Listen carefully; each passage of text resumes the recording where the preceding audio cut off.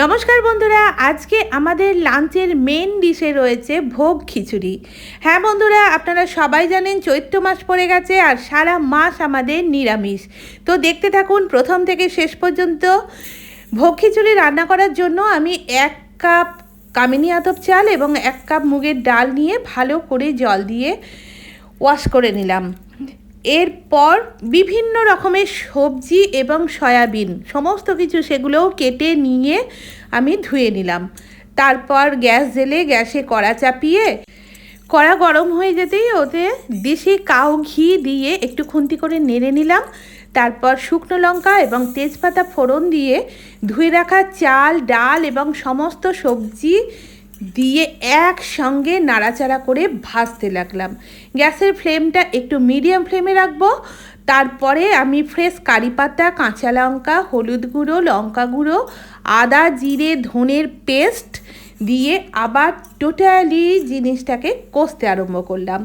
Half কষা হয়ে যেতে আমি স্বাদ অনুযায়ী লবণ যোগ করে দিলাম। আর হ্যাঁ, খিচুড়ি তো যখন রান্না হয় তখন ভলিউমে বাড়ে, সেই জন্য কড়া থেকে আমি একটা বড় ডেকচিতে টোটাল জিনিসটাকে ট্রান্সফার করে নিলাম। নিয়ে তাতে জল দিয়ে একদম গ্যাসের মধ্যে বসিয়ে দিলাম।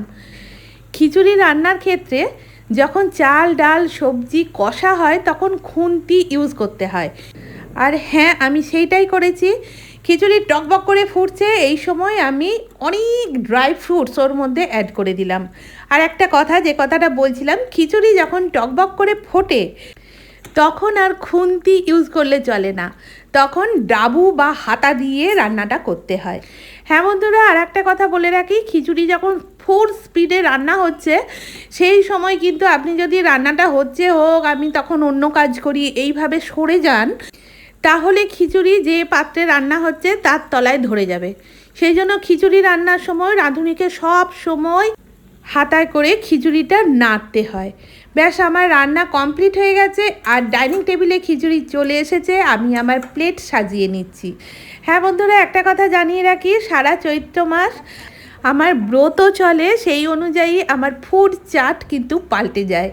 অবশ্য তাতে কিছু অসুবিধা নেই, আমি যা রান্না করে খাবো সেটাই আপনাদের সঙ্গে শেয়ার করব। অবশ্যই দেখতে থাকবেন। আজকে ভোগ খিচুড়ির সঙ্গে আছে বেগুন ভাজা আর আলু ভাজা। আমি আমার প্লেটের মধ্যে অনেক আলু ভাজা নিয়ে নিচ্ছি আর নিচ্ছি একটা বড় সাইজের বেগুন ভাজা। এই বেগুনটা আমাদেরই বেগুন গাছে হয়েছিল, তাই একটু এক্সট্রা ইমোশন নিয়ে খাবো। তো বন্ধুরা, আমি খেতে থাকি, দেখা হচ্ছে পরের ভিডিওয়। টাটা।